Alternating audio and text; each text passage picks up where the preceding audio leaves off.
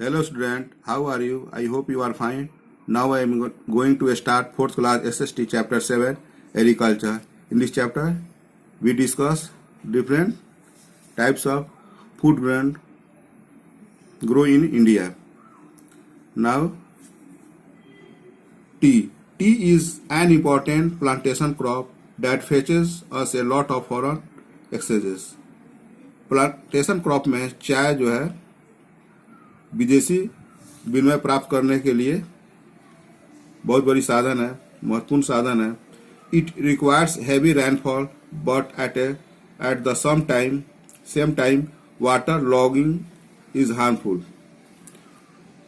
चाय के लिए बहुत अधिक मात्रा में वर्षा चाहिए, heavy rainfall, but same time water logging is harmful.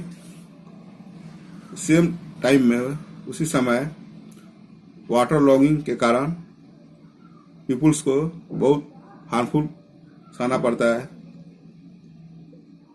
T के लिए कभी कभी यह हार्मफुल होता है वाटर का लॉगिंग करना, जमा करना.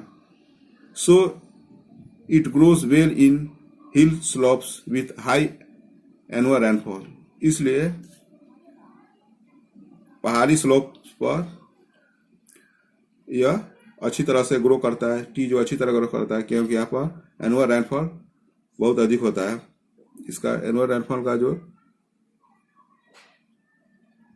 उसका जो स्केल है वह हाई है.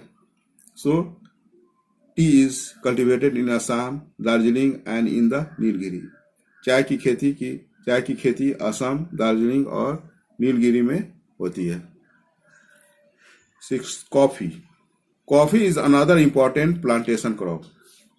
कॉफी दूसरा बहुत ही महत्वपूर्ण प्लांटेशन क्रॉप है. It grows well in cold places with moderate rainfall. यह ठंडी जगहों पर it grows well in cold places with moderate rainfall.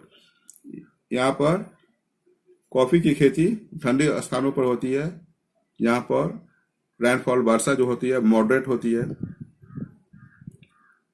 जितना उसकी आवश्यकता होती है उतना कॉफी के लिए उतना ही रेनफॉल होती है. Coffee grow well in Coorg district in the southern part of Karnataka.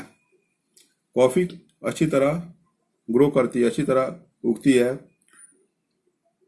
Karnataka के साउथ पार्ट ऑफ कर्नाटका, जो कुर्ग डिस्ट्रिक्ट में in the southern part of Karnataka. Karnataka के साउथ भाग में कुर्ग डिस्ट्रिक्ट है, वहां पर कॉफी की खेती अधिक होती है. Spices. Cardamom, pepper, ginger, cloves, cinnamon, etc. Are some of important spices. कुछ महत्वपूर्ण मसाले हैं cardamom, pepper, ginger, cloves, cinnamon, etc. These spices are cultivated in Kerala and Karnataka. इन मसालों की खेती केरला और कर्नाटका में होती है. Kerala is good for spices. After independence our government give greater emphasis to agriculture.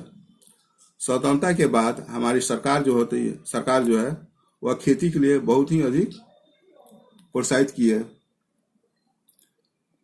As a result, we could overcome the problem of food scarcity. इसका परिणाम यह हुआ कि हम लोग भोजन की समस्या से उबर आए. भोजन की समस्या जो पहले थी वह समाप्त हो गई. Formally we were importing food grains. और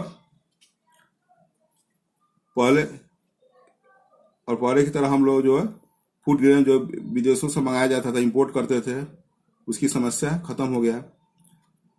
now we have surplus stock. अब हम लोगों के पास फूड का जो है बहुत अधिक सरप्लस स्टॉक है. This development is called the green revolution. इसका विकास फूड ग्रेन अधिक मात्रा में जो प्रोड्यूस किया गया, इसका परिणाम यह हुआ कि फूड की समस्या हमारे देश से समाप्त हो गई. This development is called the green revolution. और यह हरित क्रांति के नाम से जाना गया।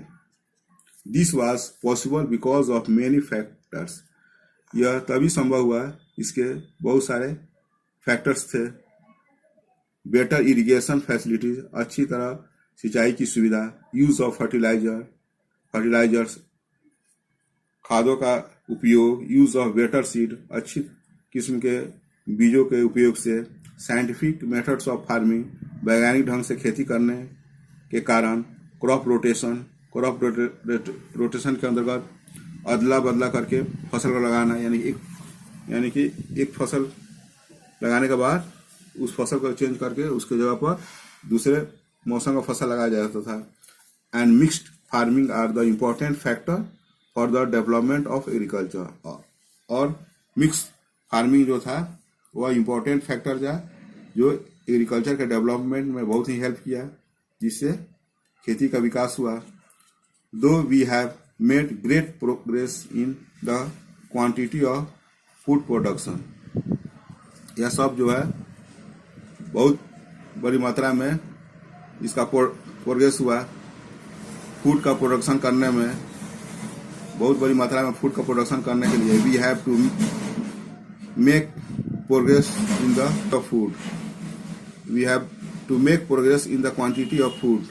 Thus, we are planning for a second green revolution in India. We have to make progress in the quantity of food. इससे हम लोग क्या हुआ कि फूड का जो क्वांटिटी हुआ उसमें प्रोग्रेस हुआ। इसका परिणाम ये हुआ कि हम लोग आज भारत जो है सेकेंड ग्रीन रिवोल्यूशन की तैयारी कर रहा है। Thank you.